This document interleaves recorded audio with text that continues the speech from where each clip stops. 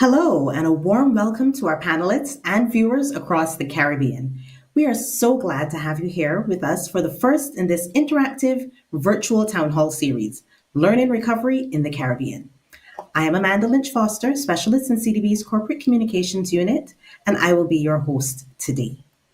Today and also next week's town hall sessions will provide you with the opportunity to learn about and ask about Let's REAP, which stands for the Learning, Recovery, and Enhancement Program.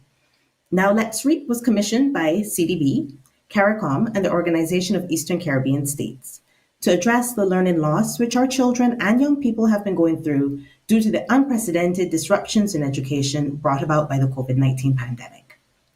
Before we go any further, let me take the time here to acknowledge our guests and especially our panelists and speakers. So we have with us online today in the audience Dr. Douglas Slater, Assistant Secretary General of the CARICOM Secretariat, and Mrs. Deidre Clarendon, Division Chief, Social Sector Division, Caribbean Development Bank, and Dr. Martin Baptiste, Senior Operations Officer for Education in the Social Sector Division at CDB. Our panelists today who are joining me are Dr. Lorette Bristol. She's the Program Manager for Human Resource Development at the CARICOM Secretariat. Dr. Garth Anderson, President of the Caribbean Union of Teachers. Mr. Stephen Jackman, President of the Caribbean Association of Principals of Secondary Schools. And Ms. Zanella Claxton, Principal Education Officer, Ministry of Education in Nevis. Now, to get us officially started, I'm going to hand over to Mrs. Clarendon for the opening remarks. Good evening. All protocols having been observed, it is indeed a pleasure to participate in this opening ceremony of the virtual town hall meeting as we discuss the roadmap to closing the learning gap occasioned by COVID-19, which, as we know, has had an adverse effect on the lives and livelihoods of millions across the world. It has caused the most disruptive shock to education systems in decades, negatively impacting approximately 7 million learners and over 90,000 teachers across the Caribbean. Educational outcomes have been constrained across the region, with vulnerable learners being at the greatest risk of falling further behind. The potential economic impact of lost or unfinished learning as a result of the pandemic is disconcerting, with the Organization for Economic Cooperation and Development projecting at least a 1.5% decrease in GDP over the next decade, and perhaps even lower if education systems are slow to move beyond prior levels of performance. In response to this reality, and in keeping with the Caribbean Development Bank's mission to reduce poverty and transform lives through sustainable, resilient, and inclusive development, the bank has prioritized investments that will safeguard the continuity of learning and enhance student outcomes, especially for the most disadvantaged.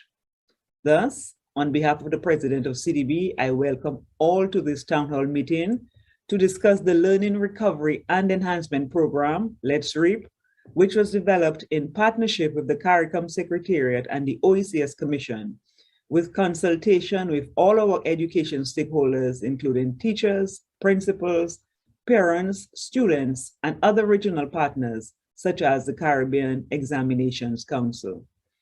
Let's REAP brings together evidence-informed good practices that have been proven to positively impact student success. It is therefore not only provides a blueprint to redress learning gaps that emerged or deepened due to COVID-19, but also more generally offers a guidepost for improving learning outcomes overall. In this way, the program contributes to building more resilient education systems, which is key to facilitating human capital development in our region.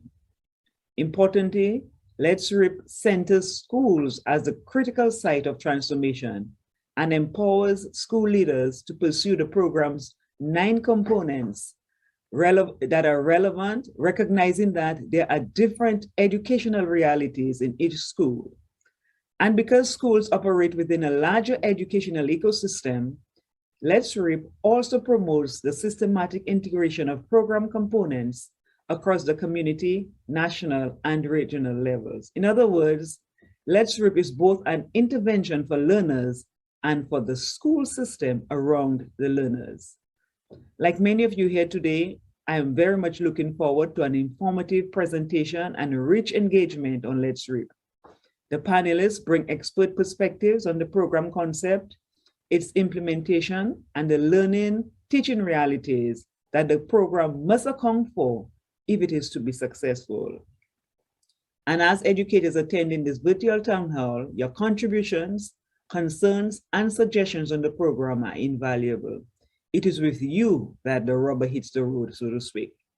So I encourage all of us here this evening to critically engage on the how we can individually and collectively utilize Let's Reap to recover, improve, and transform education in the Caribbean. Thank you and have a productive evening. Thank you so much, Deidre. Now, it's important for us to all have some context here. As I would have said at the top, these town halls are to help both educators and parents learn more about Let's Reap, which is a program commissioned by CDB, CARICOM, and the OECS to help our students make up the ground which has been lost in the past nearly 2 years since the onset of the COVID-19 pandemic. So, to give us an overview of what the Let's Read program is all about, I'm inviting Dr. Lorette Bristol to step to the virtual podium. Lorette? Good afternoon, everyone. All protocols observed, and thank you so much, Amanda. As the message from the CDB highlighted, all the learners, and especially the most vulnerable, have been negatively impacted by COVID-19, and education systems in the region must take swift action to not only mitigate learning gaps that have been developed or worsened as a result of the pandemic, but also to ensure that enhancing student success remains at the forefront of all efforts to build agile, inclusive, and resilient education systems. Quite often, we believe that the ministries of education must lead education innovations. While ministries do have a clear role in education transformation, schools are sites of innovative teaching and learning and the places where students' learning are impacted the most. Thus, the Let's Read model strategically positions principals and schools as key actors for educational reform and social transformation. Let's Read builds on principles of effective teaching and learning, leading for learning, and communities of practice. It is a program designed for Caribbean schools by education actors in the region. Thus, we drew on the capacities, experiences, and guidance of officials in the Ministry of Education, our regional network of planning officers, the Caribbean Union of Teachers, the Caribbean Association of Principals for Secondary Schools, the CXC, and of course, representatives from teacher education. Critically, Let's Reap is designed to be context specific, based on the particular needs of schools and countries, and it is applicable to all grade levels and all types of schools within the basic education sector. In this brief presentation, I will focus on the program's 9 components, the resources available to support implementation, and the next steps for Let's Read for 2021 to 2022 academic year. So you are seeing the 9 components of Let's Reap as we think about transforming, improving, and recovery. So with the school as a center of transformation, principals in partnership with teachers, parents, students, and community members are encouraged to collaborate across these 9 components, or as we call them, areas of and for action. They draw attention to the activities teachers and principals should engage in to support and accelerate student learning. But before I give some more concrete examples of what each component compromises of, I just want to point out a few general points. The 9 components are not listed in any order of priority. Each area for action is highly dependent on other areas for action and informed by the conditions that may already exist in schools. As such, interventions must be sensitive to the highly contextualized realities for the school and calls for principals and teachers together to take ownership for the school's progress and success. At every point of action, data is collected in schools and used by the principal and teachers to define the nature of a problem and guide the development of responses. And finally, though laid out laterally for ease of reference, these actions are in fact a series of cyclical actions for which the student is at the heart. So just to take our time a little bit and go through the 9 components. So of course we speak to leadership and accountability. And here we recommend that principals establish communities of practice and which are groups of people that share a common goal, in this case, recovering and accelerating learning. And this community of practice, which will be comprised of teachers, will come together at regular intervals, weekly, bi-weekly, etc., to support each other and collaborate on achieving the goal. Communities of practices are to be established within schools, amongst teachers, and across schools, between principals. And therefore, the communities of practice is at the heart of Let's Read. When we think about management and communication, we're encouraging that each school establish a Let's Read team using existing structures as far as possible. So, for example, your school management team. And this team will coordinate continuous professional development for teachers based on Let's Read data, as well as monitor implementation for Let's Read. So, for example, as teachers identify a particular problem to be tackled within the school to address learning recovery and accelerating learning, and recognizing gaps in teachers' capacity, this particular team is actually going to be working on identifying resources either within the community of the school or external to the school who can come in and contribute to building capacity of teachers around that particular learning and teaching issue. So when we think about national and regional partnerships, and this is critical, we want to encourage principals as far as possible, and many of them do already, leverage national and regional partnerships that can aid in strengthening student learning and outcomes at the school level. So those partnerships that are already commonly in place, we want you to continue to work on that and accelerate them as far as possible. And these partnerships all go towards supporting teachers and promoting collaboration. So teachers are a key to the success of Let's Read, and therefore they too are expected to participate in the communities of practice supported by their principals, and they're expected to clearly demonstrate the use of differentiated instruction in lessons, working on ensuring the ability to reach each learner where he or she is at the core of Let's Read. So, of course, I referred to before the whole question of professional development and support. So, if within a particular school it is recognized that more support or capacity is needed around differentiated instruction, that's a key point that can be used as a point of intervention. And of course, we have to attend to formative assessment. And this is linked to effectively differentiating instruction. And formal assessment then is a central tenet to Let's Read. Teachers are charged with developing diagnostic assessments and using the data from these assessments to tailor lessons through the program. Teachers will be supported through communities of practices to employ more continuous and formative assessment methods. Rather than relying on summative assessments, support should then be built in to establishing individual learning plans when necessary, not only for the students, but for the teachers themselves as they learn and grow in collaboration with each other. And of course, we cannot forget the importance of building inclusive communities and schools, and the importance of providing for our SPED students and promoting student well-being. So Let's Read teams will play an important role in doing all that is possible to foster inclusion within the school and provide adequate opportunities for students and teachers to receive the socio-emotional support critical for effective teaching and learning. And we cannot do any of this, of course, without resources and curriculum. And of course, we know, given the impact of COVID, that many of us were forced to identify resources that could be used to communicate the learning outcomes in the curriculum in an online, blended, or hybrid environment.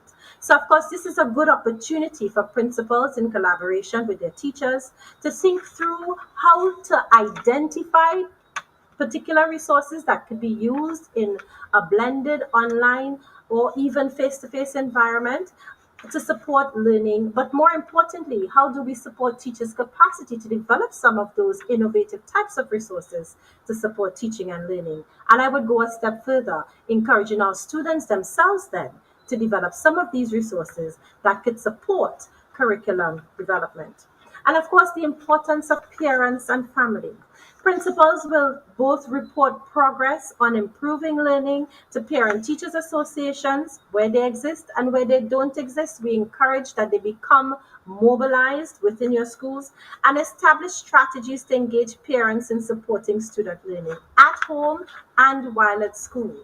And finally, community and community organizations. Schools can look to community organizations, we referred to this earlier, in partnerships to collaborate in meeting the needs of vulnerable learners for general support for Let's Read. So these are the 9 components and these are the 9 areas of action that schools and teachers and principals together with their learners and their parents in their community will be working through to transform, improve, and recover, and ensuring the success and resiliency of student learning as they go forward. So just to share with you some of the resources that we are working on providing for our schools across the region. We have established a national focal point network, and the national focal point within every member state is charged with overseeing the implementation of the national Let's Read team. They will establish and convene a national Let's Read team, and of course, they will participate in the regional Let's Read community of practice. So when we think about those communities of practices, they are actually operating at a number of different levels across the system, within the school, outside the school, outside the district, outside the country, inter-region. So we are ensuring that we are sharing best practices and we are able to draw on capacities and strengths that are beyond the school for the school. Of course, we have also produced a roadmap for ministries, ensuring that the enabling conditions are in place to support schools. We do have the roadmap for principals, and I've just given you a brief overview there, which are site-based actions for 9 components of action and response. And of course, we are working on developing an implementation planning tool for monitoring and supporting supporting implementation of Let's Read. But more importantly, we want to check and measure the impact of these interventions in schools on student learning outcomes. As it relates to what are some of our next steps. So I'm sharing a bit with you on the work plan that we have established for the regional Let's Read network. And of course, they are working right now to establish their Let's Read communities of practices at both the national and the school level. And we are hoping that that has started already. And we are hoping to have those communities of practices fully established and operationalized by Q3 of next year. We are going to be working to implement capacity building for school principals and leading. So we are going to be developing a program of professional development support, and we're going to be executing that. We have started the planning for that and executing that over Q1 and 2 of next year.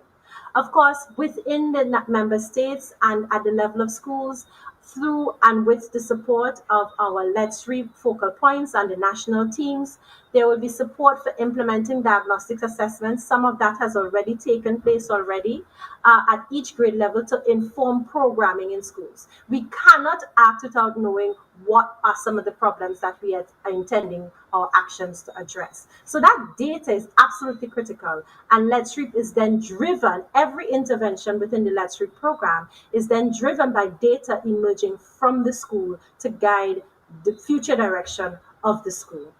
And of course, that diagnostic assessment, that data is being collected right now, and that data will, of course, be assessed and analyzed for developing individual education plans as needed.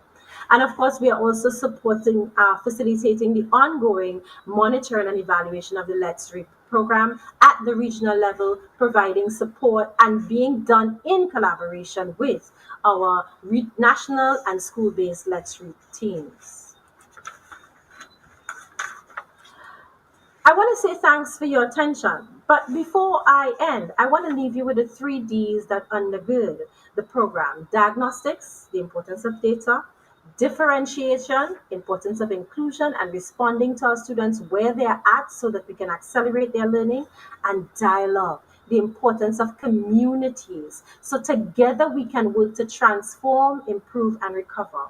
These principles, if implemented with fidelity, will no doubt help us to recover, improve, and transform learning in the region. With this in mind, I look forward to a rich discussion and interrogation with all educators here this evening on how we can leverage Let's Reap to ensure every learner can succeed in line with our regional mission to enable our people as they progress from their earliest years to senior adulthood to reach their full potential in their personal and working lives, contributing to their families, communities, and national and regional development. Thank you. And thank you so much, Laura. That was a really comprehensive presentation and an inspiring message to really get us started, ensuring that every learner can succeed. So I should add here, for the benefit of those watching online, that if you want to learn more about the program, you can go to caricom.org/let's reap or caribank.org/let's reap. That's caribank.org/let's reap. And you can download the toolkits and roadmaps that Dr. Bristol would have mentioned. So now it's time to go a bit deeper on this. And please do feel free to start asking your questions at any time. You can type them into the comments for the live stream on CDB's page, UETV's page, or CARICOM's Facebook pages, wherever you're watching. We have an incredibly experienced power panel of educators here with us who have decades of experience between them and insight. And I'm going to get us started with a few questions. And the first question is actually for Laurette, for Dr. Bristol. Can you tell us about how the Let's Reap program came about and how it's expected to be implemented across the region? Yeah, sure, Amanda. Now we are very aware that even before COVID impacted upon and hit the region, that there was a concern with learning poverty. What COVID did was expose even further our concerns around learning poverty and in fact deepened the equity gaps for particular groups of learners who were already vulnerable and made even more vulnerable. We also had situations where students who may have just been doing okay became even more vulnerable as a result of the loss of teaching time in schools. We had, in many instances, our member states made human efforts to ensure that they were able to provide for the teachers and the students to address learning continuity while in an emergency remote location. And of course, we know the continuing impact of COVID 19, where many schools have reopened and then closed again as cases continue to rise. So we recognized at the regional level and in conversation with our partners, CDB and the OECS, that something needs to be done to support our systems. And of course, recognizing that a lot of times interventions occur that come from the system. And we wanted to design an intervention that actually came from the school. And as a result of that, we reached out to the persons who are actually practicing on the ground in the schools, with the schools, and for the learners. And together we conceived this project with funding support from the CDB, of course, for a consultant to take all the input that would have come from the different stakeholders and education actors in the region to conceive of Let's Reap. So it's important to recognize that Let's Reap is site based. It's highly contextualized. It's not prescriptive in any way. It does not assume anything, but what it asks principals and teachers to do in collaboration with each other is to take the time to assess where your school is at. Take the time to determine where your learners are at, given the kinds of disruptions that they have encountered. Now, a lot of times we also focus on the academic disruptions without really also recognizing that for many of our learners and our teachers, COVID has been traumatic. Many of our students and our teachers have lost loved ones due to COVID. They continue to do so as COVID continues to roar across the region and roar across our educational landscape. But it is important that we do not allow COVID to win this battle. And it is also important to recognize the opportunities, even though we have experienced challenges, the opportunities that have also been opened up or created as a result of the impact of COVID 19, which has caused us to take a hard look at what we are doing ICT, for example, integration in education, understanding the ways in which we can use ICT as a mechanism to accelerate learning if well designed and thought through. So when we think about that and we think about the fact that this was designed by Caribbean actors for Caribbean education actors, it's a process, it's a project, it's an intervention, it's a set of guidelines because it's not prescriptive that can be used and implemented at all levels of the basic education system in all types of schools, public, private, special education, early childhood education institutions, formal and informal as well at that level of learning to ensure that we put our students' learning back on track so that as they grow and as they develop, that time that they would have lost in in consistent contact time with their teacher does not become accumulated learning loss time to accelerate learning poverty. So we are acting now to reduce the impact and to mitigate against the impact of learning poverty. So that's the key point of Let's Read. Okay, thank you so much. That was really insightful. And your presentation, of course, gave us a really good idea of what Let's Reap is about. And you did touch actually on one of the things that makes the program unique in its approach to enhancing learning in the region, which is really that it's from Caribbean educators for Caribbean educators. But could you elaborate on that a little more? What else would you say makes the program unique in its approach to enhancing learning in the region? So where do students learn? Students learn in school, in the formal structures that we have in school. And they have a range of experiences within that school that determines in many instances and influences in many cases the quality of experiences that they have. So schools play a critical role not just in social reproduction but also social transformation.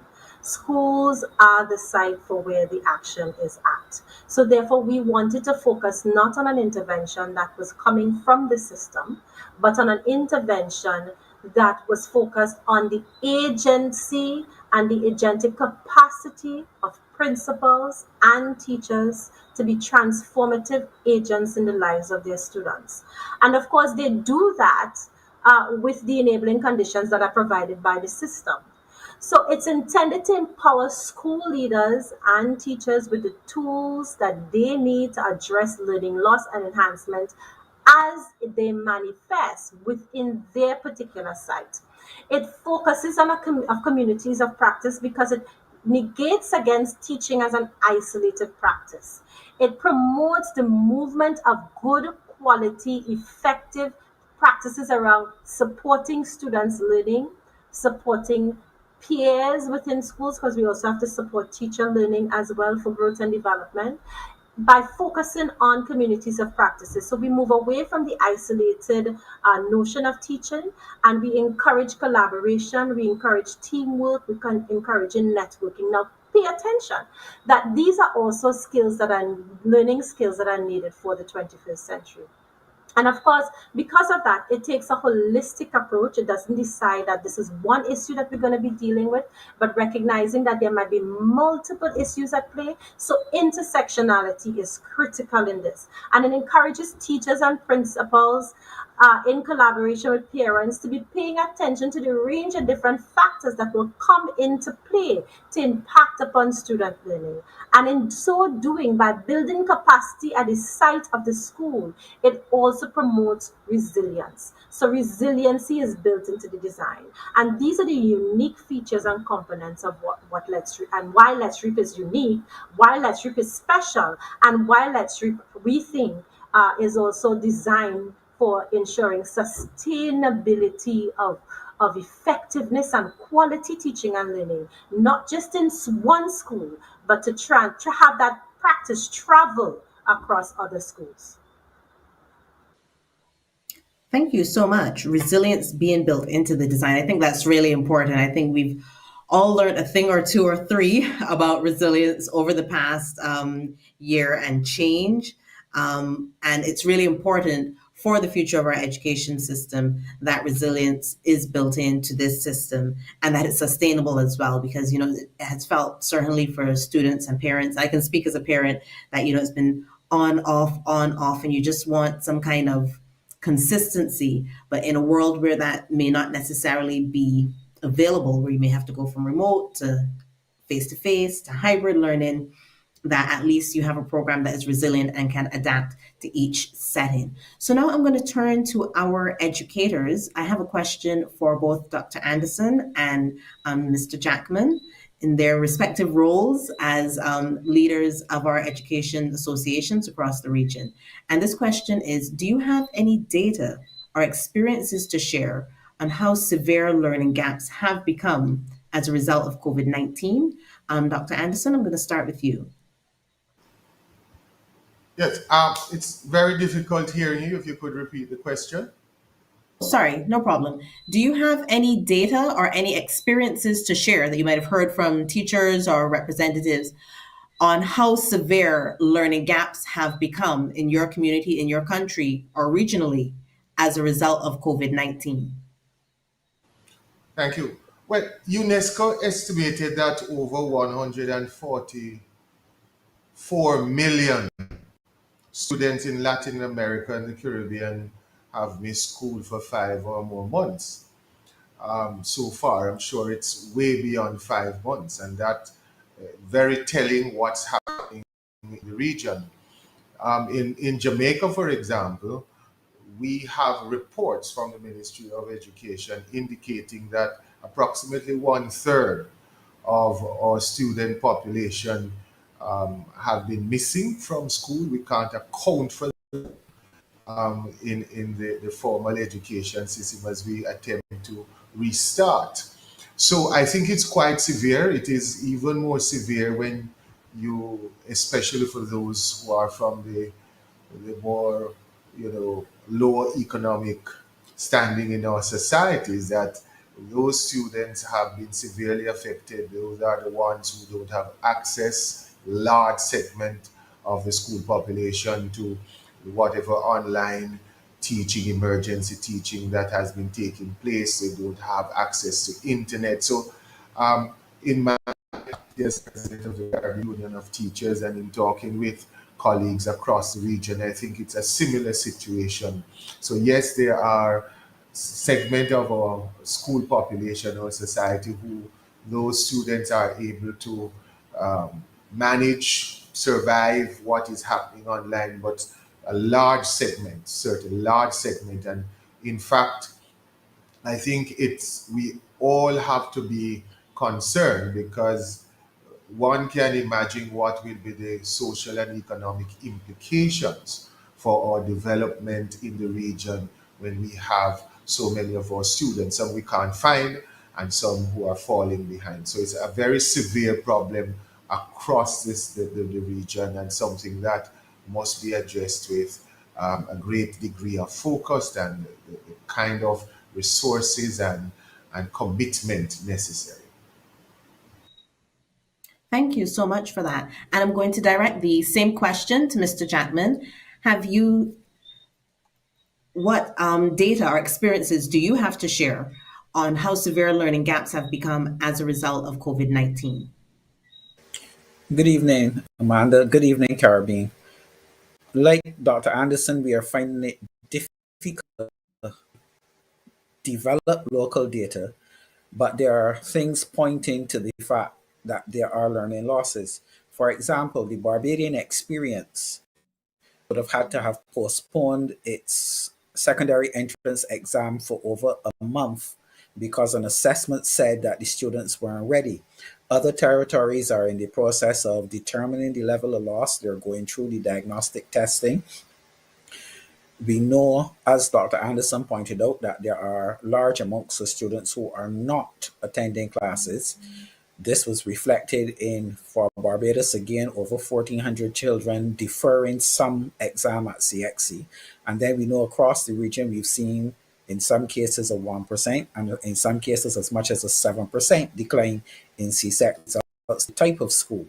So while it is difficult to quantify totally the losses are there. And one of the biggest problems is that even in the current paradigm, finding out what the losses are becomes difficult because of connectivity issues, the infrastructural problems, the problems with devices, all the things that are stopping children from connecting with schools. Indeed. And actually, when you made the point about the assessments and what the assessments showed in Barbados with that experience, one of the things that occurred to me is that perhaps there's certain subjects that students might be falling behind more on than others. One of my colleagues pointed out the other day that, you know, his son is in fifth form and he can't do labs. How do you do the sciences if you can't physically go into the school and do labs? There's only so much that you can get around certain situations like that. And we're going to talk a bit more about that. And we already have questions coming in from the audience. So I'm going to get two more of mine in, and then I'm going to open up a little bit to the audience questions. And again, this is for Dr. Anderson and Mr. Jackman.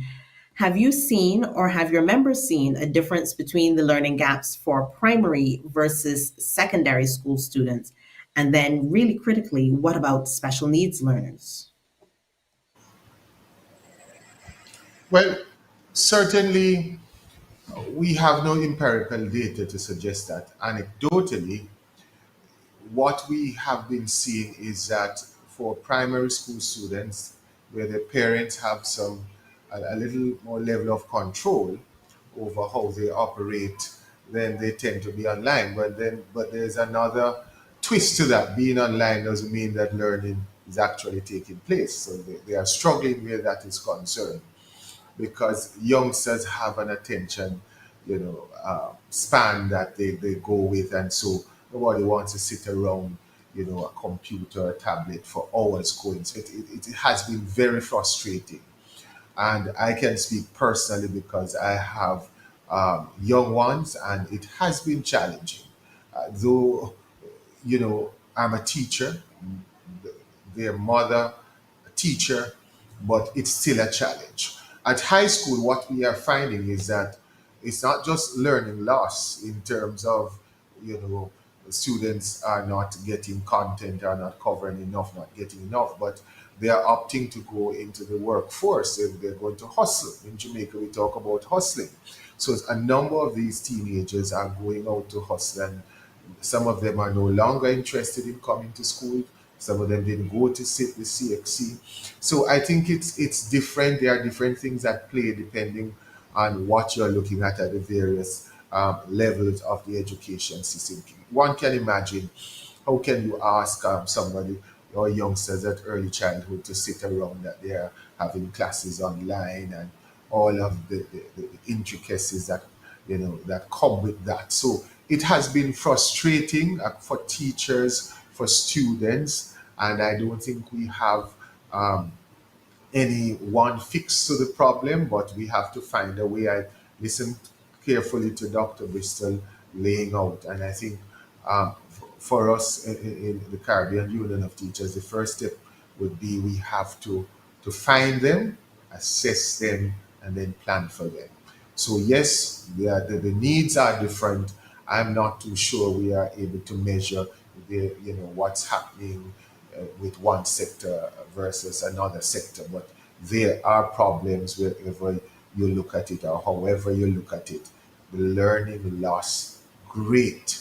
We are hearing from teachers for those schools that are reopening now, students who are coming in, basic things that they should know, things that some teachers thought they were getting while they were online, students just not getting it.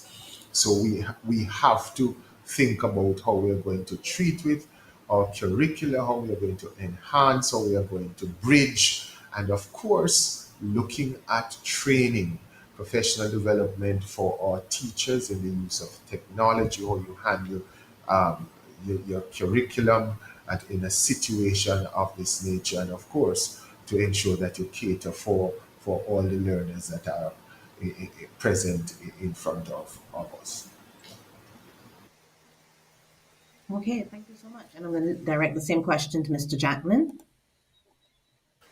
Again, it is difficult to quantify because there are two different types of learning. I agree with Dr. Anderson that one of the biggest is going to be for those who are at the preschool, early childhood level, who are entering school for the first time on a computer and therefore need a parent sitting inside of them to be able to carry out some of the tasks the teacher is asking them to carry out. The thing that is certain, however, is that whatever losses occur at the primary level are going to be compounded as you go up levels and you go into the secondary school. And unless we develop a mechanism by which we can arrest the losses at the primary level, then they're going to make secondary education so much harder. That is the reason why all territories are pointing out that they are ministries, the governments are engaging the stakeholders, trying to find out exactly what the level of loss is and what can be done. Your question about special needs, I am not sure that the online environment is helping special needs students who need a lot of hands-on, face-to-face, and one-on-one interaction with the teacher, and they cannot get that sitting in front of a screen. Very, very sobering indeed. And my next question is for Ms. Claxton, which is how do you see the Let's Read program helping to close some of these gaps? Thank you very much for that question. Of course, throughout the initial stages of the pandemic, I think all ministries of education across the region focused on and started to get a bit worried about the implications that would come with extended school closure. And as the extension grew, we realized that it was important for us to put certain measures in place. And so we had measures at the ministry level, we had measures at the school level. But I think the Let's Read program allows us to not have a segmented approach, but a more targeted and structured and formal approach to closing the learning gap. I think that the focus on diagnostic assessments is very important. In order for us to be able to plan for our students, we have to first know where they are. And we have said here on Nevis over and over again to our school leaders and our teachers, we're teaching children and not curriculum. And I think at this point, even though the curriculum is important, we have to meet the students where they are. So the diagnostic assessments are important. They of course, would then inform data-driven instruction and, of course, allow us at the school level and at the ministry and department levels to be able to provide proper professional development for our teachers so that they can then help to close that gap. The Let's Read program also allows us to use the existing structures. And we know many times teachers become overwhelmed because we're introducing so many new things. And this program allows all of us and allows the schools to be able to use the existing structures, which would then decrease that learning curve. And teachers would not generally find it to be as overwhelming, so that they can then focus on making sure that they, as I said, reach their students and use those diagnostic assessments and formative assessments to be able to get their students to where they need to be. I think above all else, the school-centered approach is going to help to close the gap because each school can use their own context. And it also promotes that school parent community approach. We know that if anything else happens, the parents are important, the community is important in helping our students as well and supporting the process. And even if we do not have any other closures, the role of the parent, the role of the community cannot be minimized. And so we have to ensure that we, using the Let's Read program, that we use all of the 9 components, the 9 tenets are so important because they help us to be able to remain focused and to be able to decrease those gaps. And I think finally, the one that resonates the most with me and maybe most may not have resonated as much with others, but when I hear the term let's reap, it creates this positive atmosphere, this positive environment. You think of all the structures and mechanisms that you put in place, and at the end of the day, you bear fruit. You're able to reap. You're able to have your harvest. And so, from the beginning, hearing the term "let's reap," it I think it will help educators to be able to close the gap because they will have that positive mindset. Due to the name selected, I think that it is highly commendable.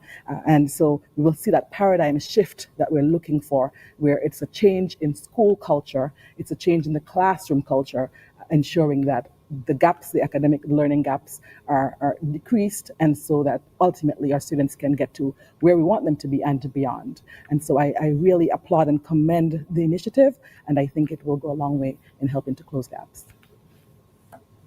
Thank you. I like that with the school centered approach, but the community still needing to be involved and involving all of the nine pillars outlined in the Let's Read program.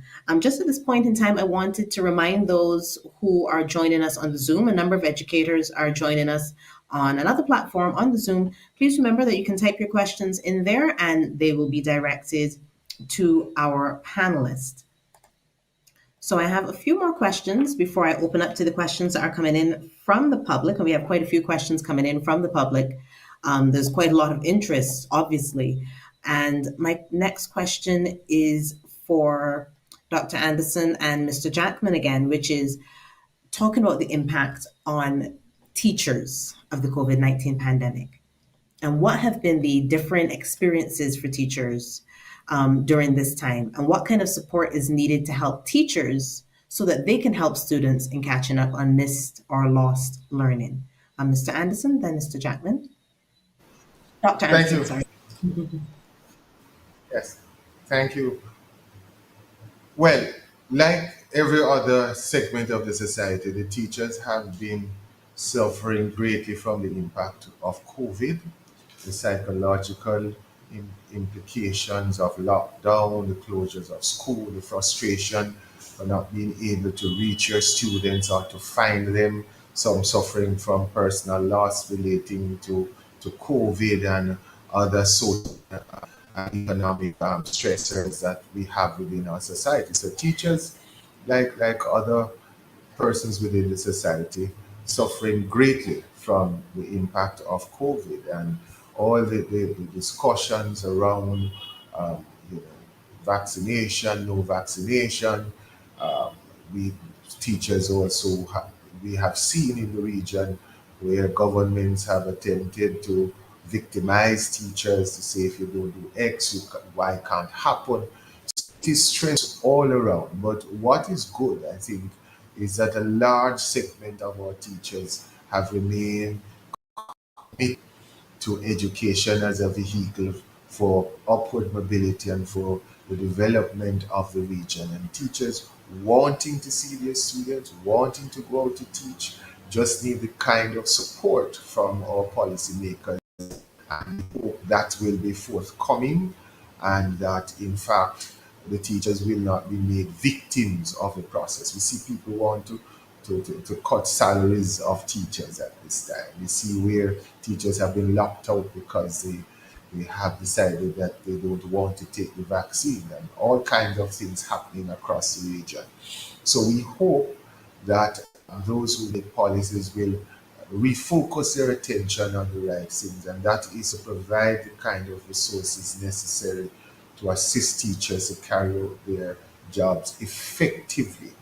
Because ultimately, as a region, our our success, our development, lies within the performance of our education system. So it has been very stressful for my colleagues across the region because we all are going through the same kind of situation, all occasioned by COVID 19. So stressful it is.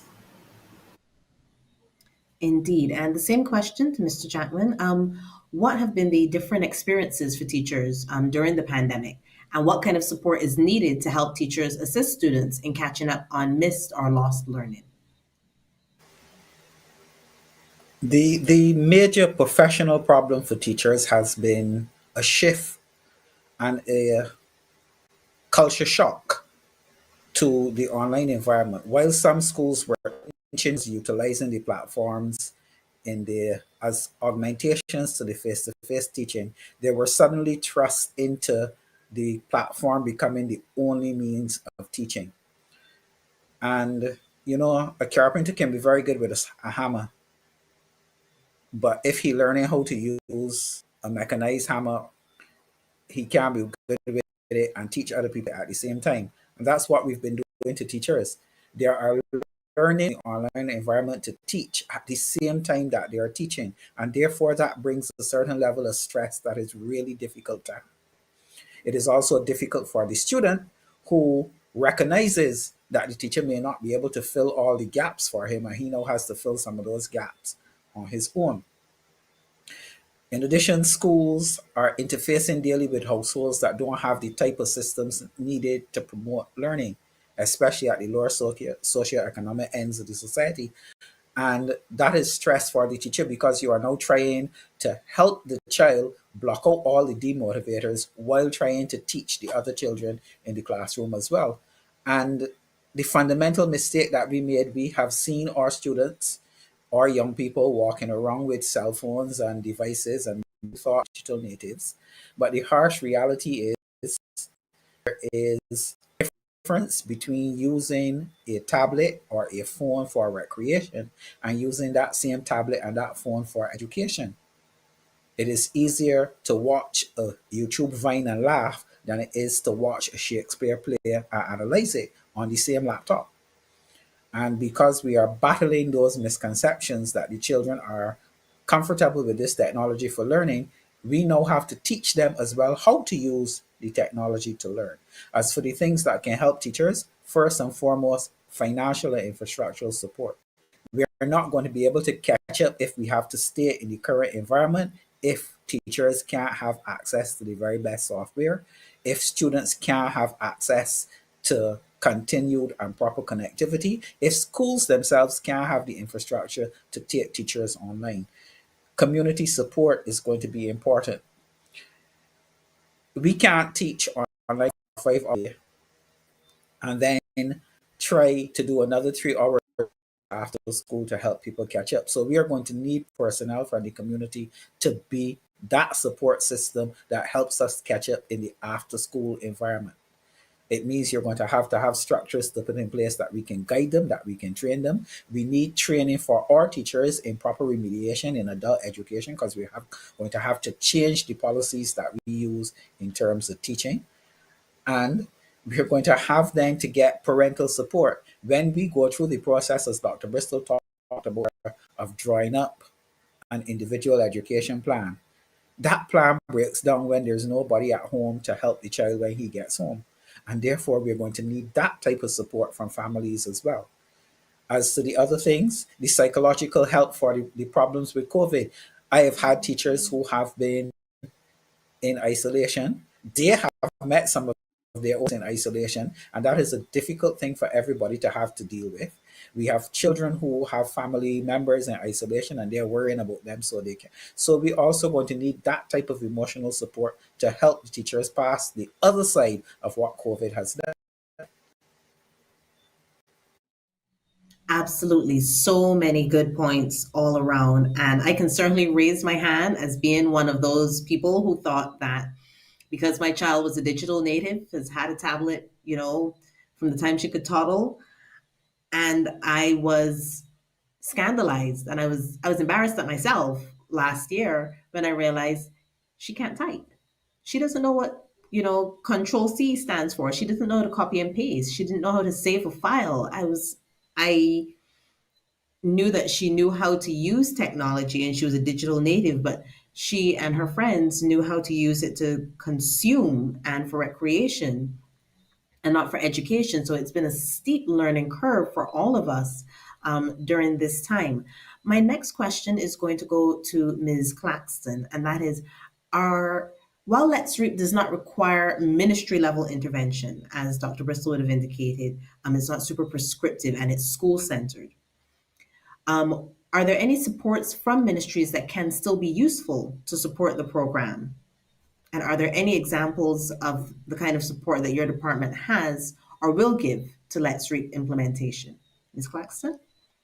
Thank you so much. So I think that it's important, and I'm going to look dead into the camera and say to our teachers, to our principals who are on the ground, that this is not something new, an additional set of work for you to do, because once again, it's always overwhelming when it seems like you're going to have to do additional work. So the first thing that ministries can do is to manage communication around the Let's Read program, to ensure that everyone understands that we're just ensuring that we're, as I said, a targeted, focused approach to some of the things that we were doing a bit in a more ad hoc fashion. Another thing that we can do is, as a direct spin-off of that, is to make connections, help them to make the connections, show them some of the things that have been in place over the years, some of the activities that they already have planned, and how they fit into the Let's Read program. So let me just randomly select one or two of the 9 components: leadership and accountability.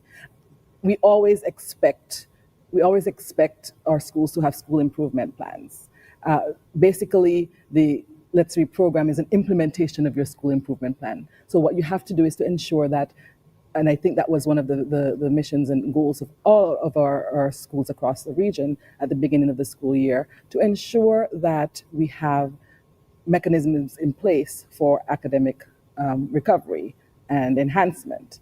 And so ensure that you have components there to address literacy and numeracy and parent involvement and parent engagement within your school improvement plan. So then Let's Read becomes more or less the implementation of your school improvement plan, which we would have had to do anyway. I'll pick another one quickly.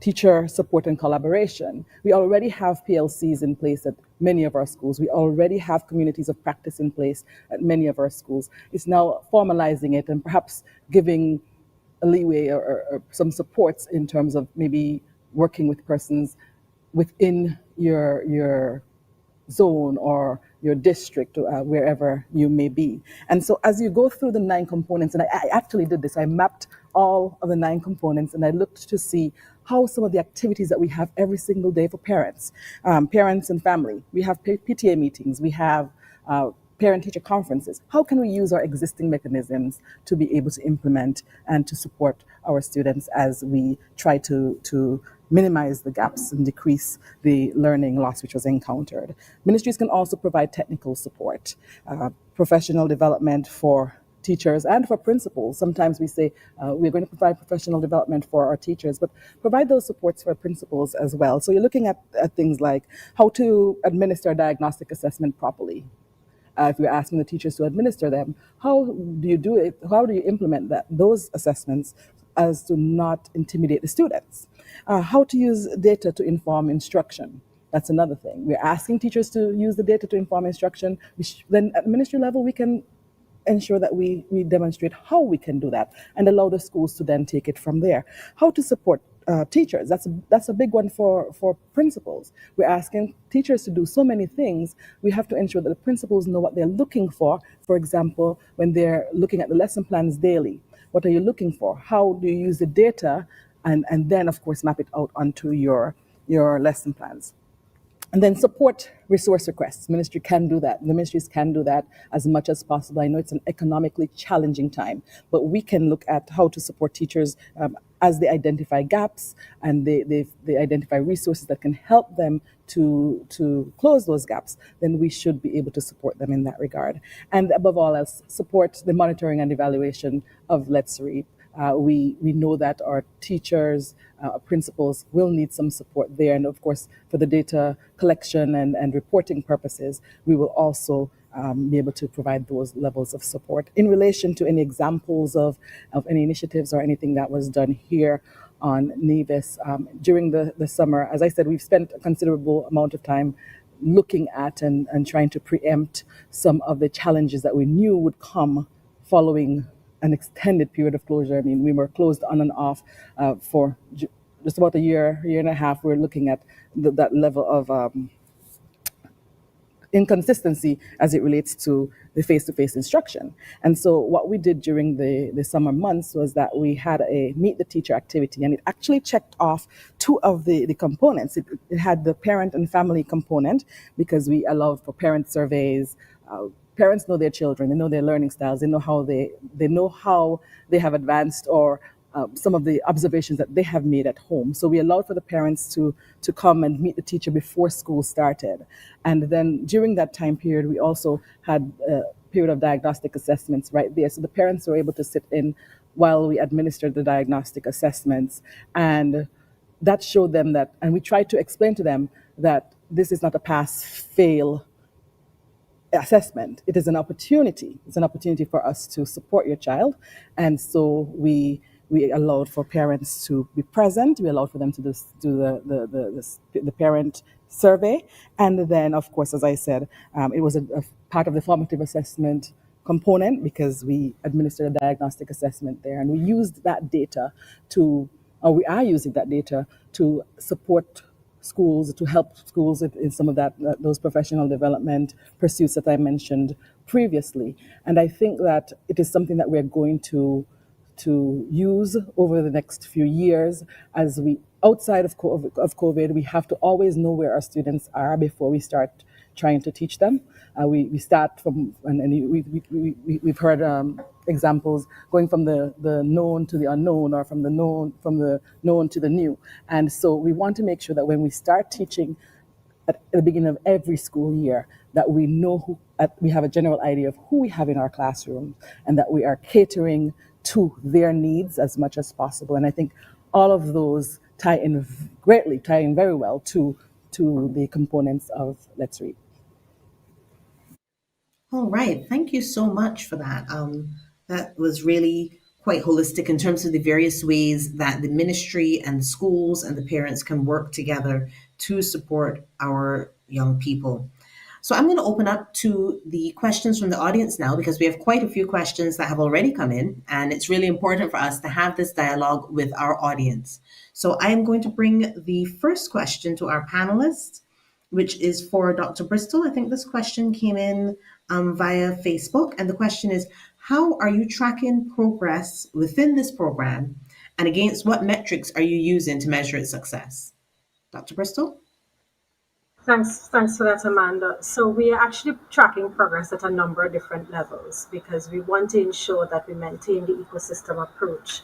So at the level of the school, through our communities of practice, our principals and teachers collectively will be tracking students' progress through the use of their diagnostic assessments and their formative assessments. And we are asking them to be recording that, not just quantitative data, but also qualitative data. At the other level, in terms of tracking, that information is then reported up to the national teams, the national Let's Read teams, and that allows the national Let's Read team to analyze that data. So the analysis of the data that is collected at school is also going to take place at the level of the school, because they're going to use that data, as Adela articulated before, to determine how they're going to keep moving on. And Dr. Anderson also spoke about understanding your school-based data, identifying where your students are at. If you have significant fallout in terms of your enrollment and your attendance, you have to find those students and find ways to develop practices and processes to bring them back into the school. So you're collecting data and you're tracking with information at the level of the school, and you're not just collecting data for the sake of collecting data, but you're using that data and analyzing it. The data that you're collecting at the level of the school is then fed up to the national teams. And when it's fed up to the national teams, at that level of the national team, they're analyzing that data to determine, and Zanella articulated that as well, in terms of what kinds of supporting conditions do we need to now put in place for teachers in particular schools to ensure that they can address some of the challenges that they're articulating. We're seeing that very little movement is taking place in terms of student learning achievement. So when we go back to the schools and we engage with the principals and we engage with the teachers, what are they identifying as some of the challenges around learning achievement, and how can the ministry then provide the support for them, or identify the support that might be in another school and bring that support to that school in that particular community of practice. So the community of practice is being used to anchor the data collection, both diagnostic kind of data collection and our formative data collection as we go along. Now, when we collect that data at the level of the national, of course, that's beyond the national team. It's going to be going to your ministries of education, to your educational planners, and of course, you're looking at your education sector plans, then ticking off in terms of those metrics whether we are achieving our progress and our targets against our education sector plans, and of course making determinations about what kinds of increased investments in education, strategic and targeted use of resources, because resources is limited. So strategic, targeted use of resources at the national level in areas that need some more support and acceleration. And that speaks to the whole question of equity. Yeah. So we want to ensure that we move all our students along the continuum of learning achievement into success through that process of using that data. Now, the other level that we're going to be using that data is at the regional level. So your focal point, who is your coordinator for your national Let's Reap team, is going to be reporting that data to the regional Let's Reap community of practice. And of course, I spoke earlier about the M&E framework that is being developed, and we're going to be developing that framework in collaboration with our national focal points on Let's Reap, because we want to continue to maintain the community of practice approach to ensure that every step that we take is a step that is relevant to the context within which a particular tool is going to be implemented, or a particular practice is going to be initiated. So we want to ensure that that context specific practice is always maintained, not just in terms of designing intervention, but also in terms of data collection. So when the M&E, as I said, we are developing it now. So when we've completed that M&E framework, we're also going to be ensuring that one, as we develop it, that the persons who are going to be using the instruments to collect the data, to make the to monitor and evaluate the implementation process, are capable of doing that, and then also capable of supporting other persons in using those tools and instruments that we're going to be developing and designing. So therefore, what we would have is a feedback system coming from the schools into the national landscape, all the way to the regional context, where we can then report on not just implementation, but we're also going to be reporting both quantitatively and qualitatively on the impact of the design of Let's Reap and the work of Let's Reap and the work that teachers and principals have been doing collectively with each other in schools into the regional landscape. And of course, because we're reporting it into the regional landscape, member states, school districts who may have been challenged by a particular issue would have been hearing some of the best practices that are being articulated in different spaces, spaces that have common challenges and concerns, and therefore they're going to be borrowing some of those practices and thinking about the ways in which they're going to be adopting and adapting for implementation in their school. And again, collecting data. So you're not just acting, but you are acting based on data driven practice, and then you're using that data to drive future action going forward. And in so doing, we are doing two things. We are adhering to two key principles in terms of how we are tracking and monitoring our implementation. We are always ensuring that we are co-creating the conditions for successful learning. And the other thing we are being is very deliberate in designing that success. So it's not accidental, it's intentional and it's deliberate. And of course, because it's intentional and it's deliberate, and we are thinking about the ways in which this data will then guide policy development, not just regionally, but nationally and locally within schools, you find that we are designing policy that would be more equitable and more inclusive. So that's the process that we're using. It's a cyclical process, and it's also a spiral process, and it takes into consideration a number of different levels. Okay, thank you so much. I'm actually going to answer one question that came in via the Zoom, which I can answer pretty easily. Someone asked if this town hall recording will be made available. Yes, it will be available almost immediately after this event on the Facebook pages of CDB, CARICOM, and UETV. And then it will be rebroadcast later on, so you can look out for that as well. The next question, and sorry, that first question I should have said was from Ron Glasgow, and that was via Facebook. The second question that I'm going to ask, and I will direct this to both Dr. Bristol and to Ms. Claxton, and this is from Jamara Davis, also via Facebook. And he says, good evening from Barbados. Does any component of the program address the psychosocial and social and emotional learning needs of students? Zanella to go first, or you want? Dr. Bristol, you can go first, and then Ms. Claxton. There is a particular component. I'm going back to my notes so I can tell you exactly which component it is. It's a spread component. It's component 6 that looks at well-being.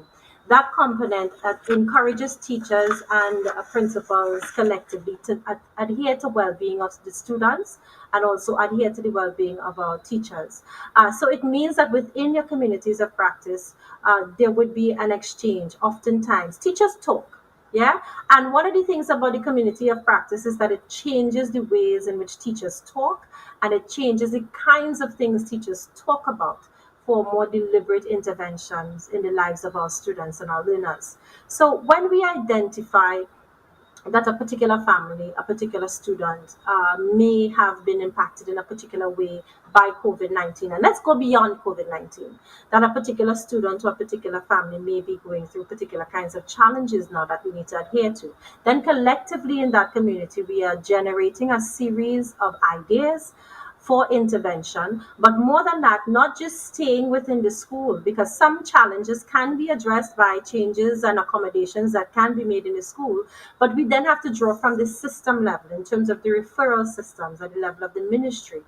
And we have to be targeted in terms of how we document information around that particular situation that concerns the well-being of a child or a student, and of course adhering to principles around confidentiality. It's not about shouting out or louding out a particular circumstance, because then becomes traumatic in the long run. So it's about ensuring that through your communities of practices, your principal, in collaboration with teachers, would articulate a number of steps for intervention around social and emotional well-being that can be done at the level of the school. And if the situation cannot be addressed at the level of the school, then we also have to articulate a number of steps that will take guidance from the ministries of education in terms of referral systems for follow through. So of course it's in place not just for it's being encouraged to be in place not just for our learners, but also being encouraged to be in place for our students. So I'll give you a very simple example of well-being issues that we tend to take for granted, but all our colleagues on the panel today spoke to it. It's that kind of anxiety that teachers feel and have experienced in COVID-19, learning to use technology while having to use it to teach. That created a lot of anxiety with amongst teachers. And I know of schools within our region who, in order to support each other, using the communities of practice approach, identifying a particular time on a Friday, getting together with other teachers who have a little bit more confidence and efficacy around the use of technology, sharing those practices and encouraging each other to make mistakes safely. So when we think about the communities of practices, it's about creating a safe space to take risks, to design interventions, and knowing that if I do make a mistake, there is somebody to hold me up, there is somebody to help me along, there is somebody to mentor me. So we're removing isolation from teaching. And a lot of teachers feel isolated, but importantly as well, a lot of our students in the classroom feel isolated. So those communities of practice do not stop just among teachers. They also penetrate to the level of the classroom, where teachers are also going to be encouraged. And we talk about it as collaborative learning, but we want to be a lot more deliberate about it now by encouraging the development of communities of practices among your students in your classroom. So that well-being issue is tackled there. And in particular, when we talk about differentiated learning and differentiated instruction, which is another component, but of course,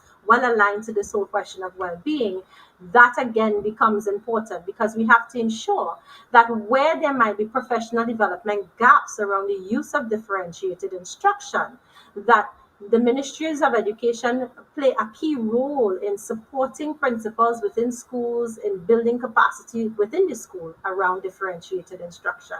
And of course, we know the age old saying that if we teach for differently able children in a quote unquote normal classroom, we're teaching for all students and all learners.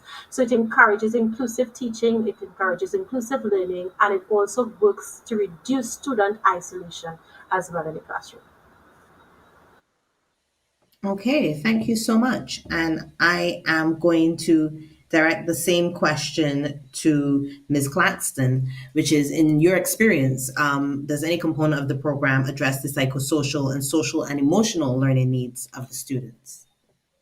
All right, so Dr. Bristol alluded to component 6, which speaks to inclusion, special education, and well-being. And I'm going to extend her response a little bit and go down to component 8, which speaks to parents and family. And this this component also speaks to the psychosocial well-being and emotional needs of the students by coordinating the provision of psychosocial support for parents. And so whereas Dr. Bristol spoke about the activities that will take place to support teachers who will be working with students and by extension students, we will also see the same level of work being done through this program to support parents as they support their students. We know that many schools have school guidance counselors. We try to ensure that we provide those levels of support. And so the program, there's scope within the program to probably create even a community of practice for guidance counselors where they can strengthen their current skill set. And over the past few months, we've had initiatives from many organizations within the region where there was support in place for teachers, for guidance counselors who would then, as I said, work with teachers, work with parents to create that emotional and psychosocial safety net for our students, because we know that our students are distressed. We heard about the lack of consistency, and they miss that consistency. And so with the support of our guidance counselors, with the support of our parents, with the support of our teachers, I think that the Let's Read program speaks very well to the psychosocial and emotional needs of our students.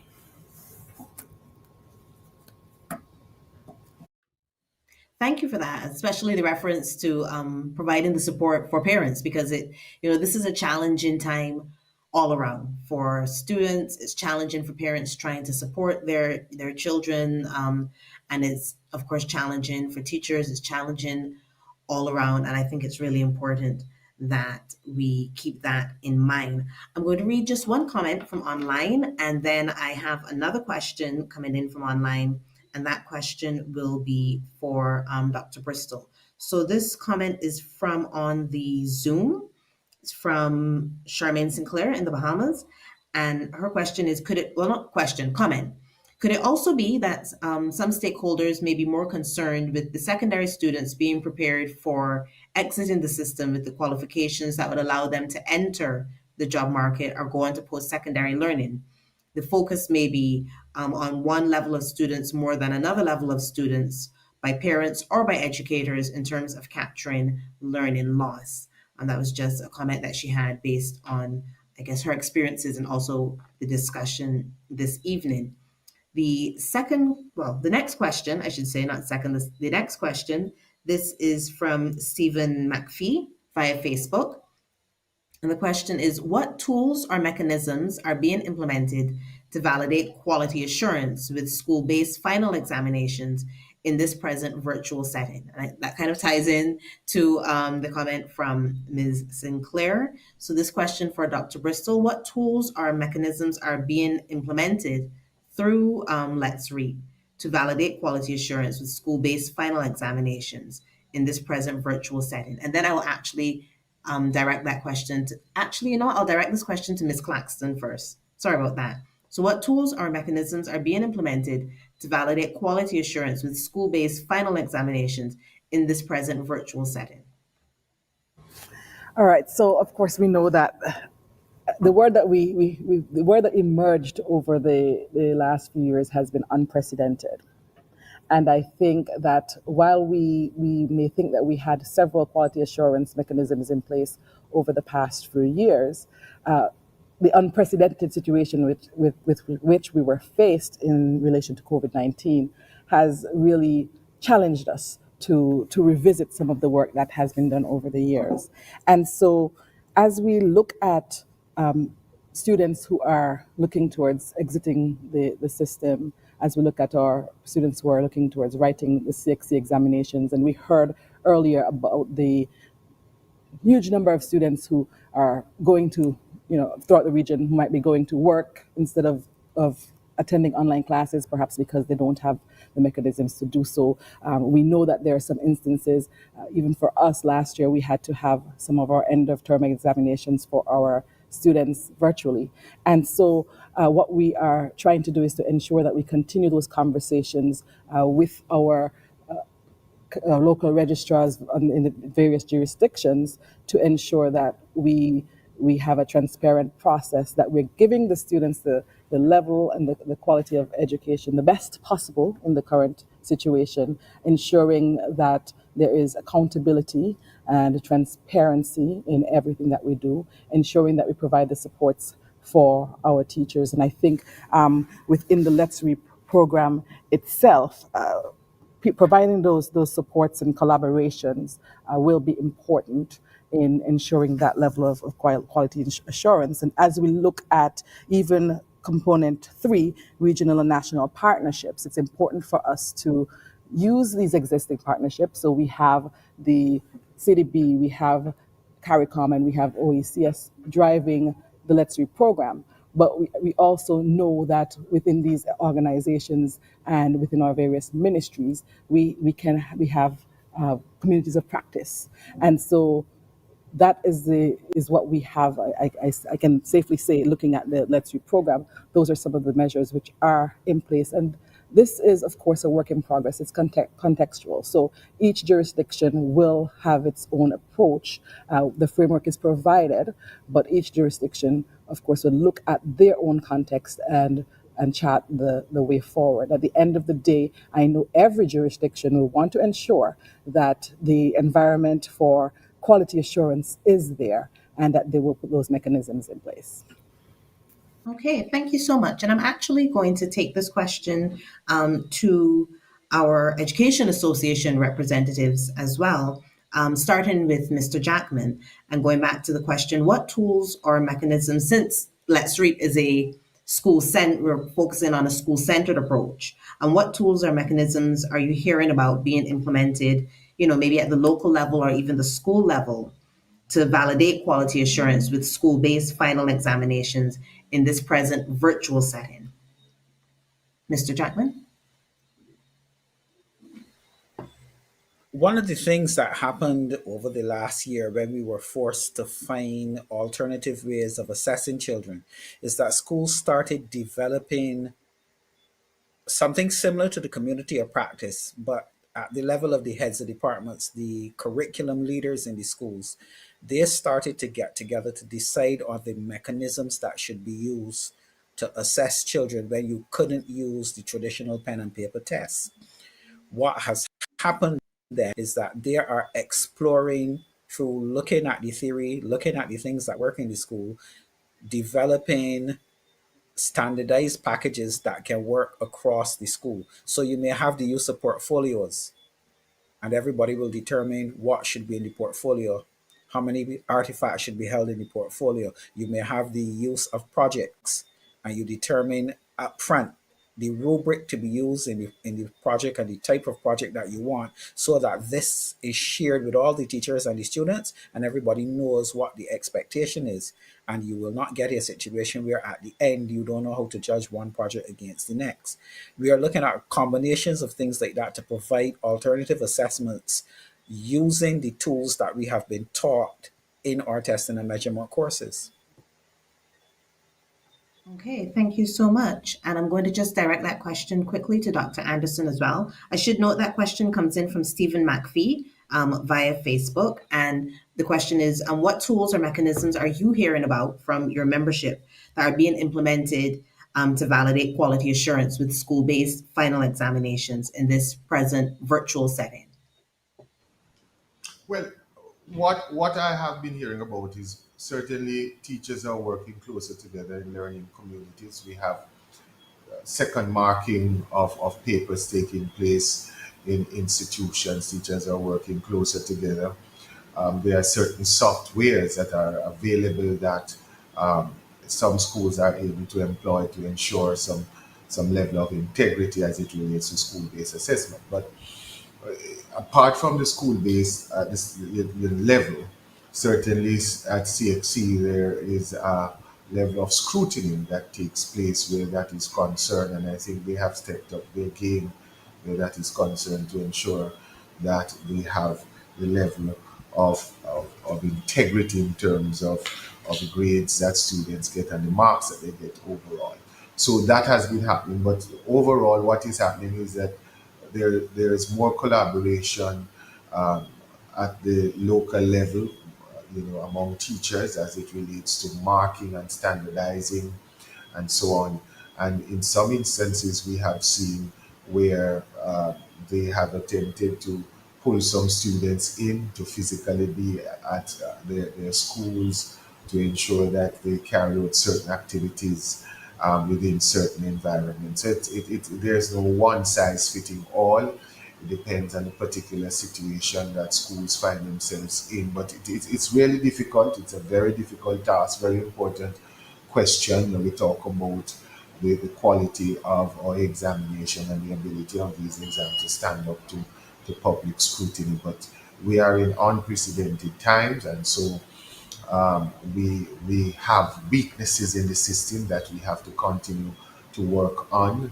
And I think it's a very good time, colleagues, that we look at a resilience plan for the region to see how the system will function. We should have a playbook, a framework that we have to look at to ensure that if we find ourselves in a similar situation where we have been affected by disasters, and in fact we are prone to outside of a pandemic, how the system will bounce back and operate. So I think we need a regional, if you may, certainly national but regional plan of action to give us some guidance, a playbook that we can refer to as we seek to chisel out and treat with some of these challenging situations that we are now encountering.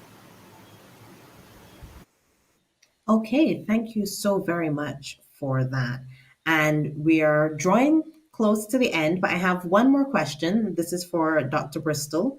I'm going to ask you to keep your answer pretty brief as we're approaching the end. And this question is from Steve Leonard via Facebook. And the question is this program, the Let's Read program, applicable to colleges? I'm presuming he means community colleges. Dr. Bristol? I would say yes, from the principle of the communities of practice. The community of practice is a mechanism that can be applied across all levels of the education sector, not just community colleges, not just basic education, but it can also be put into use within our TVET institutions and our institutions of higher education as well. So the quick and easy answer, yes. Short and sweet. Thank you so much. And now, ladies and gentlemen, everyone joining us across the region, this actually brings us to the end of our first session in the Learning Recovery in the Caribbean virtual town hall series. Thank you so much to each and every one of our panelists for your time and for your insight. Thank you to our audience for your engagement and for your interest. We certainly hope that this event was of assistance to you and has given you new ideas on how to tackle the learning recovery journey with your students, with your loved ones, with your children, with those around you. Thank you to the team at UETV as always for facilitating and supporting us. And we look forward to seeing you all again next week. Same day, same time, same virtual place for the second town hall in our series. Until the next time, I wish you all well and please stay safe.